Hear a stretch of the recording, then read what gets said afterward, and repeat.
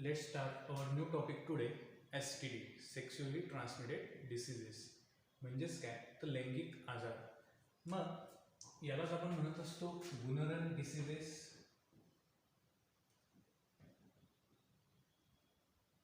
नरल diseases म्हणजेच गुप्त रोग. मग आता सेक्शुअली ट्रान्समिटेड डिसीज यांची व्याख्या कशी करू आपण की these are the diseases which are cause by the sexual route. These are the diseases which are caused by sexual route. These are the diseases which are caused due to unhygienic sexual route or intercourse. These are the diseases which are caused due to unhygienic sexual intercourse.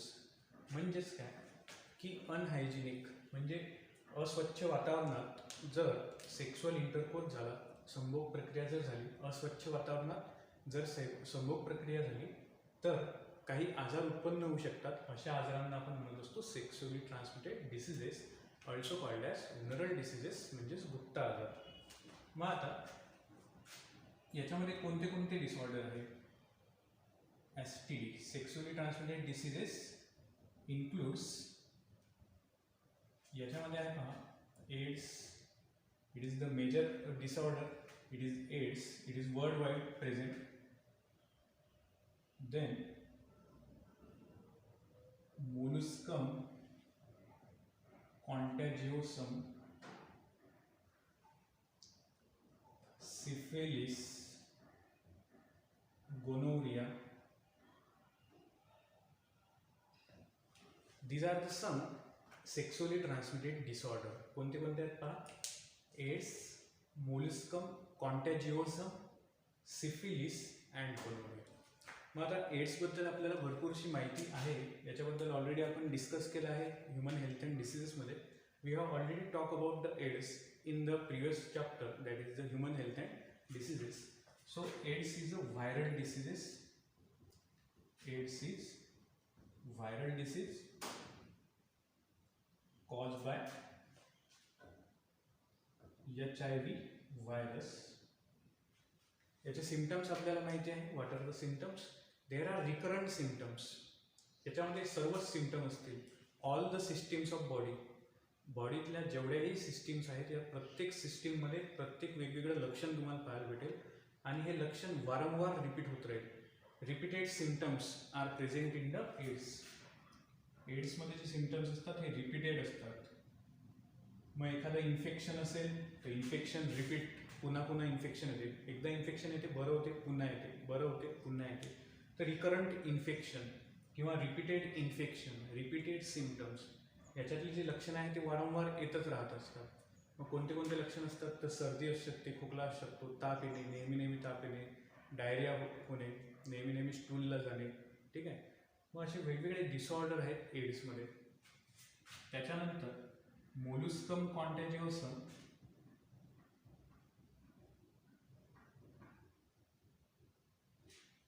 हा सुद्धा एक disorder आहे.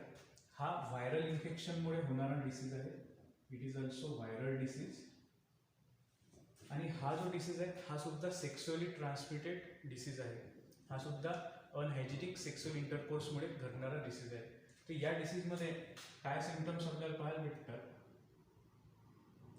की या डिसीजमध्ये स्किनवरती rashes तयार होत असतात आणि स्मॉल राउंडेड पॅचेस आपल्याला स्किनवर बघायला भेटतात. Skin rashes and small rounded patches on the skin. त्वचेवरती छोटे छोटे लहान लहान पिंपल्स सारखे दिसणारे असे पॅचेस तयार होतात. पॅचेस म्हणजे ठिपके. ठीक आहे. तर असा जो डिसऑर्डर आहे त्याला आपण म्हणतो मोलुस्कम कॉन्टॅजिओसम. ठीक आहे. त्याच्यानंतर आपल्याला पाहायचं आहे सिफिलिस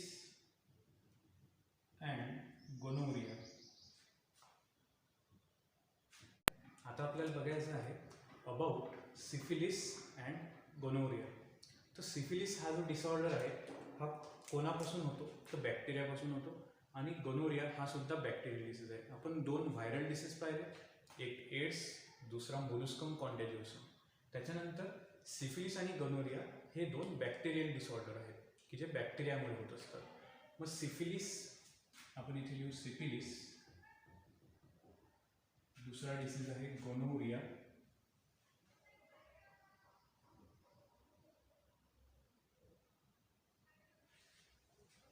सिफिलिस अँड गोनोरिया. मग आता यांचा पॉझिटिव्ह ऑर्गॅनिझम कोणता आहे?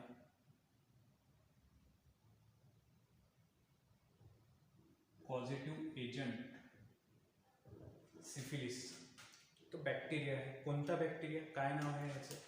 तर या बॅक्टेरियाचं नाव आहे ट्रिपोनेमा पॅलिडियम. ट्रिपोनेमा पॅलिडियम नावाचा हा बॅक्टेरिया आहे सिफिलिसचा. गोनोरियाचा बॅक्टेरिया कोणता? तर याचं नाव आहे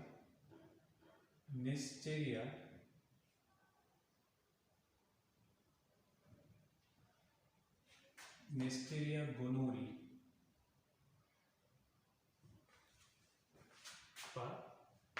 गोनोरियाच्या बॅक्टेरियाचं नाव नेस्टेरिया गोनोरी, सिफिलिसच्या बॅक्टेरियाचं नाव ट्रिपोनेमा पॅलिडियम. दोन्हीही काय आहेत? तर बॅक्टेरिया आहेत. दोन्हीही बॅक्टेरिया आहेत. कोणत्या प्रकारचे? तर ग्राम निगेटिव्ह बॅक्टेरिया.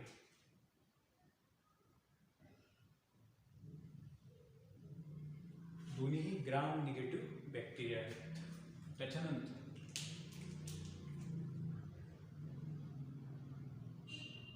यांचा इन्क्युबेशन पिरियड किती आहे पहा?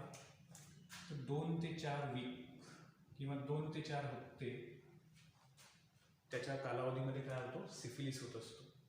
त्याच्यानंतर गोनोरियाचा कालावधी पहा, मेलमध्ये आणि फिमेलमध्ये थोडा वेगळा आहे. फिमेलमध्ये आहे 7 ते 21 दिवस 21 डेज. मेलमध्ये आहे 2 ते 11 दिवस 2 to. याचे सिम्पटम्स कोणते कोणते आहेत? लक्षणं कोणते आहेत सिफिलिसमध्ये?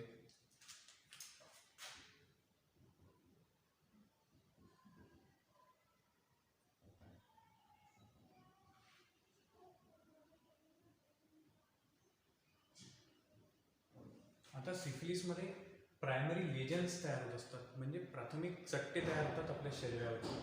जी आपली त्वचा आहे या त्वचेवरती काही चट्टे दिसतात, ठीक आहे, त्याला आपण म्हणत असतो प्रायमरी लेजन्स किंवा कॅन्कर्स. प्रायमरी लेजन्स और कॅन्कर्स ऑन द स्किन. त्वचेवर आपल्याला काही चट्टे बघायला भेटतात, त्यांना आपण म्हणत असतो प्रायमरी लेजन्स और कॅन्कर्स.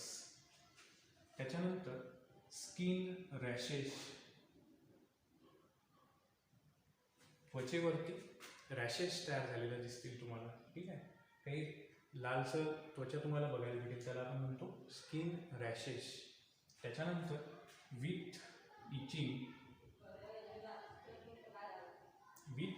इचिंग म्हणजे थोडीफार खाज सुद्धा याच्यामध्ये येईल. इचिंग म्हणजे खाज येणे. त्याच्यानंतर mild fever,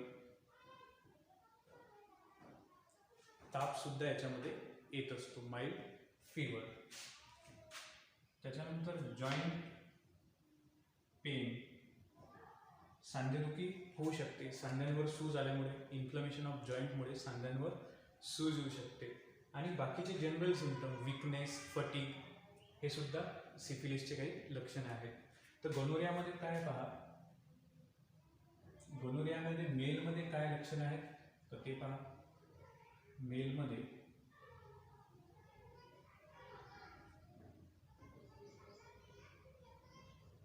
blockage of urethra और सेमायनल डक्ट.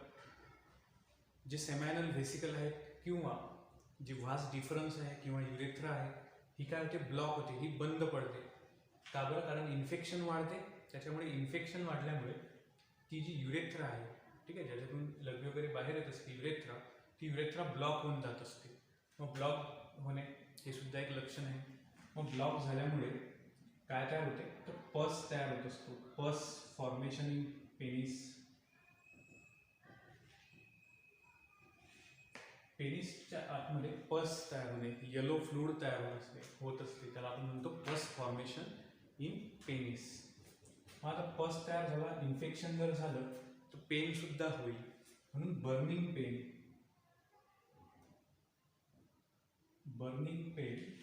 इन युरेथ्रा और पेनिस किंवा युरेथ्राच्या आतमध्ये बर्निंग पेन होईल, जळजळ होणारा वेदना होतील, त्यांना आपण म्हणू शकतो बर्निंग पेन. मग what are the symptoms in case of syphilis? There are primary lesions, त्यांना आपण म्हणत असतो कॅन्कर्स. त्वचेवरती काही चट्टे तुम्हाला दिसतील, त्यांना म्हणतो आपण प्रायमरी लेजन्स. त्वचेवरती रॅशेस दिसतील आणि या रॅशेसमुळे त्वचेला खाज येऊ शकते, that is the itching. Skin rashes with itching. Mild fever, थोडाफार ताप येऊ शकतो. सांधेदुखी, जॉईंट पेन होऊ शकते. गनोरियामध्ये काय होऊ शकते पहा, मेलमध्ये, पुरुषांमध्ये, की blockage of urethra and seminal ducts किंवा व्हास डिफरन्स असेल, ह्या ज्या डक्ट्स आहेत युरेथ्रा ह्या ब्लॉक होतात, ह्या बंद पडतात. का बंद पडतात? कारण याच्यामध्ये इन्फेक्शनची वाढ झालेली असते.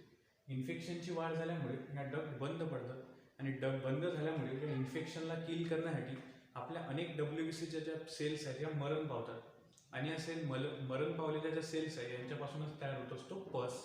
मग या पेनिसच्या आतमध्ये पस साचत असतो. Pus formation in the penis. Burning pain in the urethra and penis. Penis आणि युरेथ्रामध्ये जळजळणारा काय होऊ शकतो, वेदना होऊ शकतात. त्याच्यानंतर फिमेलमध्ये काय सिम्पटम्स आहेत?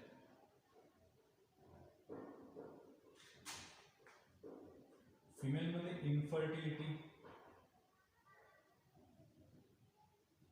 इन्फर्टिलिटी म्हणजेच वेंधत्व. इनॅबिलिटी टू कन्सीव्ह म्हणजेच गर्भधारणा होणार नाही, त्यालाच आपण म्हणत असतो infertility. Inability to conceive, infertility येऊ शकते. त्याच्यानंतर वुल्वोव्हाजायनायटिस, ज्याच्या शेवटी आयटिस असते, त्याला आपण म्हणत असतो इन्फ्लमेशन म्हणजे सूज येणे. मग वुल्वा हा फिमेलचा जो बाहेरचं एक्सटर्नल जेनेटर आहे, जेनेटलिया आहे वुल्वा, बाहेरचा जेनेटर ऑर्गन आहे फिमेलमध्ये. आणि व्हजायना, वुल्वा आणि व्हजायना यांच्यावर सूज येणे. मग सूज येणे तर हे कोणत्या आजाराचं लक्षण आहे, तर गनोरियामध्ये. ठीक आहे, गनोरियामध्ये फिमेलमध्ये काय होत असते, वुल्वोव्हाजायनायटिस. त्याच्यानंतर माइल्ड फीवर, इन्फेक्शनमुळे फीवर सुद्धा असणार, माइल्ड फीवर वगैरे जाणवेल, ताप वगैरे येऊ शकतो.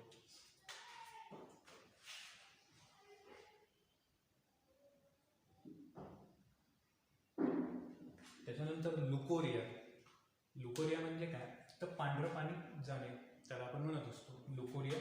म्हणजे जो व्हजायना आहे, जो वुल्वा आहे, याच्यामध्ये व्हाईट डिस्चार्ज तयार होत असतो, त्याला आपण म्हणत असतो लुकोरिया, ज्याला आपण पांढऱ्या पाण्याचा आजार म्हणत असतो, व्हाईट डिस्चार्ज. तर इत्यादी लक्षण तुम्हाला बघायला भेटतील सिफिलिस आणि गोनोरियामध्ये.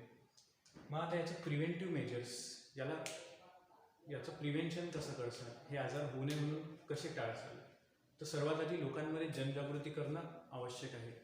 Educating people about the sex hygiene, त्यांना लैंगिक आरोग्याबद्दल त्यांना समजून सांगणे. जे आपण ऑलरेडी बघितलं आहे पहा रिप्रोडक्टिव्ह हेल्थमध्ये, की लोकांना रिप्रोडक्टिव्ह हेल्थ काय आहे हे समजून सांगणे. मग याच्यामध्ये प्रिव्हेंटिव्ह मेजर काय आहे, दोन्हीही आजारामध्ये प्रिव्हेंटिव्ह मेजर सेमच राहील आणि ट्रीटमेंटसुद्धा नियमरबोट सेमच राहील. कारण इन्फेक्शन आहे तर ट्रीटमेंटमध्ये आपण अँटीबायोटिक्स देत असतो, तर ट्रीटमेंट दोघांमध्येही सेम राहील. प्रिव्हेंटिव्ह मेजर काय आहे पहा, की हे कसं टाळू आपण लोकांना काय करू, एज्युकेट करू, त्यांना शिक्षण देऊ कशाबद्दल, की सेक्सबद्दल. सेक्स एज्युकेशन त्यांना आपण देऊ. सेक्शुअल डिसऑर्डर कसे होऊ शकतात ते त्यांना आपण सांगू. मग याचं प्रिव्हेंटिव्ह मेजर काय, to create awareness among the people about the reproductive health and the disorder related to the reproduction और सेक्शुअली ट्रान्समिटेड डिसीजेस, यांच्याबद्दल लोकांना जनजागृती करणे. त्याच्यानंतर ज्या काही सेफ्टी मेथड असतील, तर आपण सेक्शुअल इंटरकोर्स कसा करायचा, की सेक्शुअल इंटरकोर्स नेहमी सेफ झाला पाहिजे. Safe sexual inter